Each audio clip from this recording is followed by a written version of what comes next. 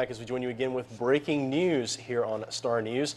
A fire that occurred just a short time ago on the Chestnut Knob Road in the horse pasture region of Henry County. Our own Dick Jansen covered this structure fire. Dick is joining us now and has some updates. That's correct, Scott. Now, this fire occurred just within the past 45 minutes to an hour. This is on Chestnut Knob Road, for those of you unfamiliar with that area. It's just off 58 West, off the Soapstone area. That right there, you really can't miss it. You run into Chestnut Knob Road there. I would say approximately a dozen, roughly, units there, ranging anywhere from ambulances to law enforcement to firefighters themselves, battling this structure fire. A very, very intense fire. It's a rather large two-story home from what we've seen.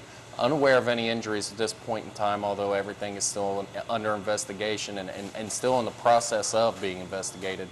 And it definitely looks to be a big fire. We expect them to be there for a little bit while longer. They appeared to get the exterior of the home more or less covered, put out, if you will, except for this little part of the fire on the right. Firefighters working very, very hard there. Smoke inhalation, definitely one of the bigger concerns. You'll be seeing here in just a moment.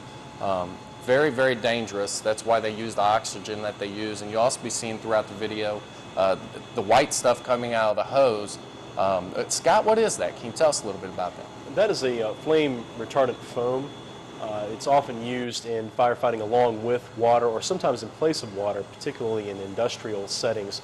You think about when you have a situation where, particularly if you have solvents, petroleum products, things of that nature, spraying water on those can actually make a fire spread rather than putting it out.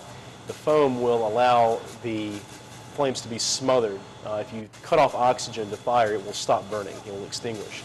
And in this case, not an industrial accident, but foam can be very effective used along with water in a case like this to deliver that extra punch, if you will. Kind of think about it as a supersized, turbocharged fire extinguisher that you've just got constant, almost constant flow that really gets in there and surrounds the flame and smothers it out very quickly. So it's a very effective firefighting tool.